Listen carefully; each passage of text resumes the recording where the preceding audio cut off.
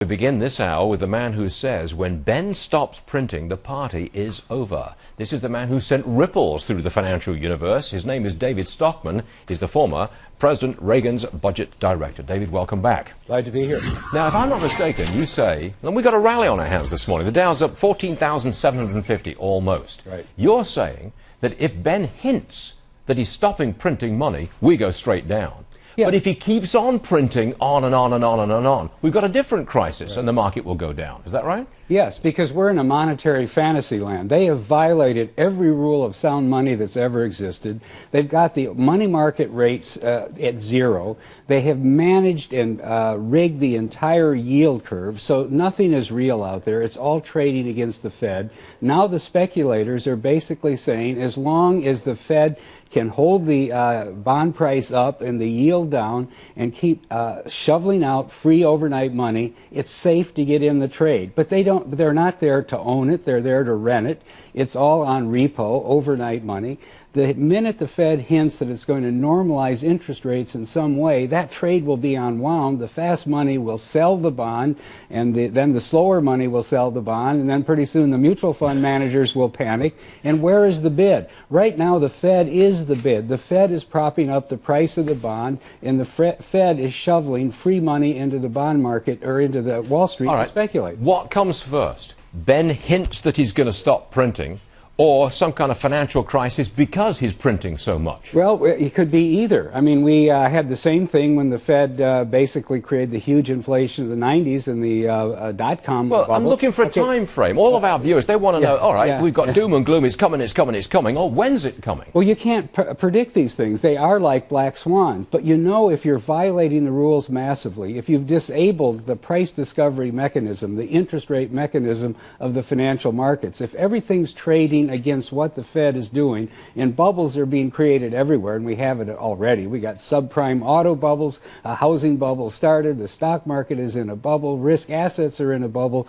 When all of this is generated by policy that is so far off base, you don't know when confidence is going to break, but when it does, things will unwind very rapidly. This has happened twice in this century already. It's not speculation. Wait a second. Yeah. Paul Krugman, he won a Nobel Prize for economics. He's writing in the New York Times today, this is no time for austerity. You've got to spend more. You've got to print more, spend more. Whether it's Europe or America, print more, spend more. Is he so totally wrong? I think he's completely wrong. We have been doing this over and over for about 20 years now, and the economy is actually failing. The real growth rate of our economy for 13 years has been the lowest since the Civil War. The median income of the average family today is down 8% since 2000. So what we have is massive fiscal stimulus. What we have is a Fed that creates serial bubbles.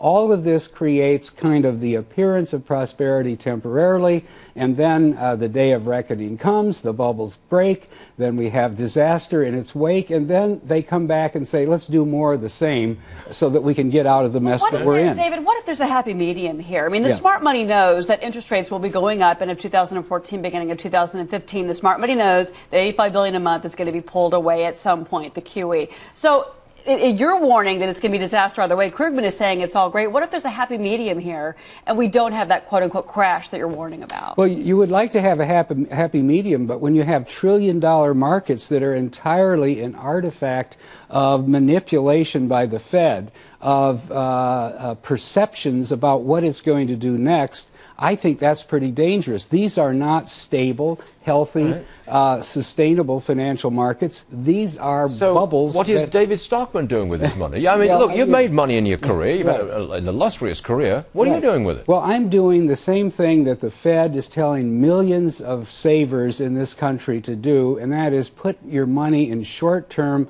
savings accounts or bank accounts where you earn nothing, because it's the only safe place to put your money. And that is so wrong to have 12 people on the Monetary Politburo, as I call it, the central bank, saying that you are going to be punished if you're prudent and you save and you want to remain liquid, but we are commanding that you put your money into a junk bond fund or into the Russell 2000 or some other risk asset. This is what they're telling you today, and it's not my words. But are you happy that you've become the ultimate doom and gloomer?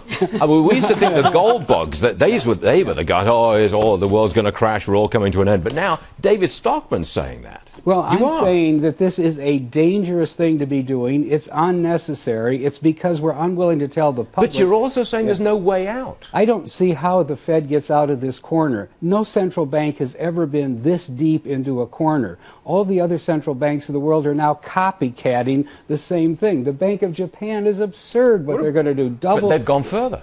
Well, they're going to double. The one last one. Yeah.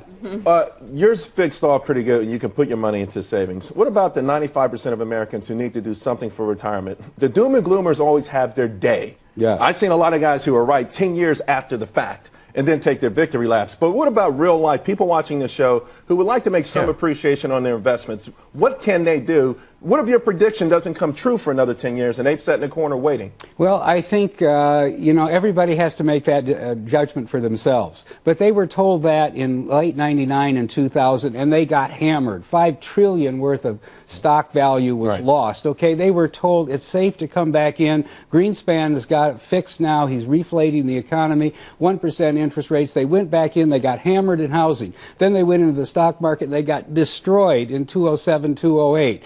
Many of them are just now crawling out of the cave, and they're being lured back in by the same Wall Street touts who always tell you stocks are cheap. It is not worth. It is not. Oh, those fighting words, David Stockman. He's a Wall Street tout. Watch I'm an American company tout. If you don't think IBM is a good company, don't invest in it. That's all I can tell you. All right. Yeah, well, I'm sorry we're out of time. David, you really have made ripples with that book of yours and your opinions. We appreciate it. Thank you. Thank you. Congratulations. Thank you.